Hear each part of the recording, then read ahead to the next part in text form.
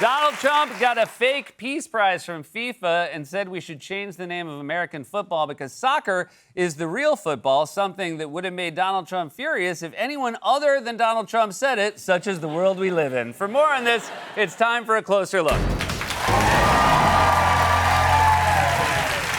Donald Trump has been desperate his entire life for human connection. I'm just kidding, for big ol' shiny awards. In his previous life as a game show host, he was obsessed with the fact that he never won an Emmy. He actually talked about it on his Emmy-losing show. I got screwed out of an Emmy. Everybody thought I was going to win it. In fact, when they announced the winner, I stood up before the winner was announced. You know what? And I started walking for the Emmy. I literally stood up and started walking. Oh, to be that immune from embarrassment. If I stood up and started walking for an Emmy I did not win, I would not stop walking until I had submerged myself in the Pacific Ocean. Of course, I would never stand up early because if I've learned one lesson in showbiz, it's that when Seth Meyers gets nominated for an Emmy, his evening does not end holding an Emmy. Real quick, can we play a car horn for every time I've lost an Emmy? We can stop there. I'm not going to make you sit through 33 car horns. But real quick, play a single duck quack for every Emmy I've won. 2 wins. 33 losses. Pretty bad record for the Emmys, but not bad for a Jets coach. Trump also made a video about how the Emmys were rigged, not against him, but against other people. Fewer and fewer people watch the Emmys each year, and for good reason. They choose the wrong shows. They choose the wrong actors and actresses.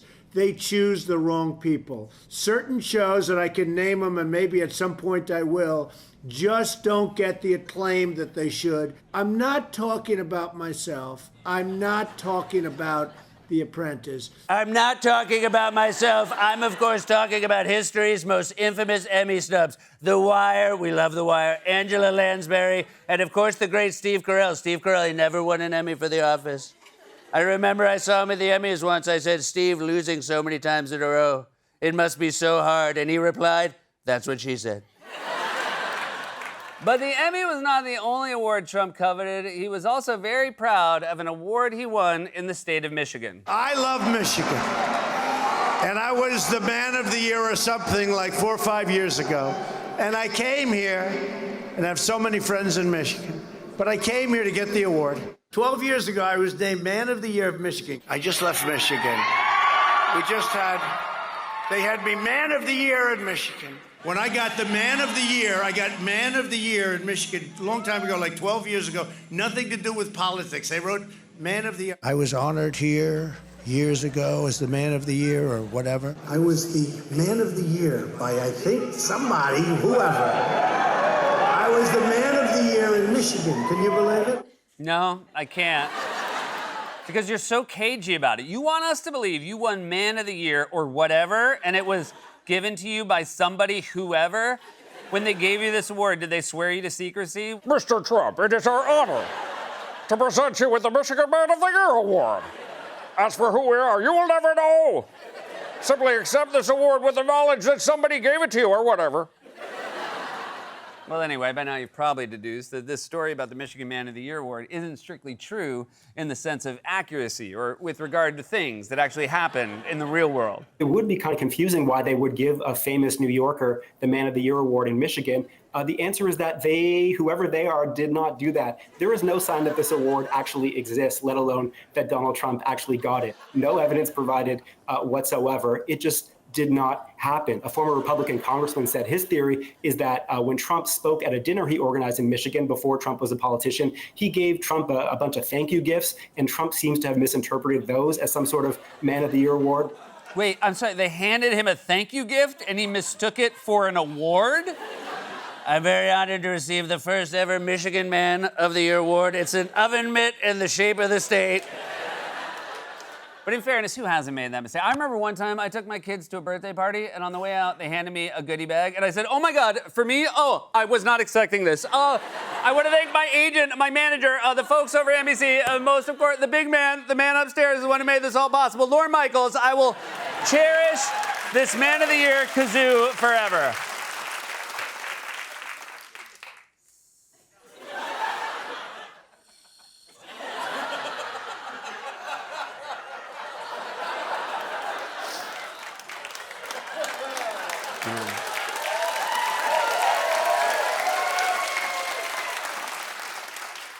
Bad enough I've lost all those Emmys. Give me a kazoo that doesn't work. But to me, the best part is what happened next. Trump talked about this fake award so much, the Michigan Republicans eventually just made one up. After Trump had been telling this lie for a long time, a group of Michigan Republicans did invent a Man of the Decade award to give to him. These simps have no bottom. I love that the party that was so mad about kids in Little League getting participation trophies had to retroactively make up a fake award for their leader so he wouldn't get the SADs. I mean, at least the kids actually participated in Little League. Everyone knows how easily Trump is flattered by gifts and fake awards, and that dynamic has only become more glaring in his second term. South Korea gave him a crown, the Olympic Organizing Committee gave him a bunch of medals, and Apple CEO Tim Cook gave him a glass disc on a gold base, although that award was quickly ruined when Trump turned it on its side and used it as a blade. But nothing will ever top what FIFA did on Friday when they presented Trump with this coveted and widely respected Peace Prize. No, not the one you're thinking of, a different one that they just made up for Trump. Just moments ago, US President Donald Trump was awarded the first FIFA Peace Prize in the build-up to next year's World Cup. President Trump received FIFA's first ever Peace Prize as he publicly campaigns to get another award, the Nobel Peace Prize. Please welcome the very first winner of the FIFA Peace Prize, the 45th and 47th President of the United States of America, Mr. Donald J. Trump. Please. Mr. President, this is your prize. This is your Peace Prize. There is also a beautiful medal for you that you can wear everywhere you want to go.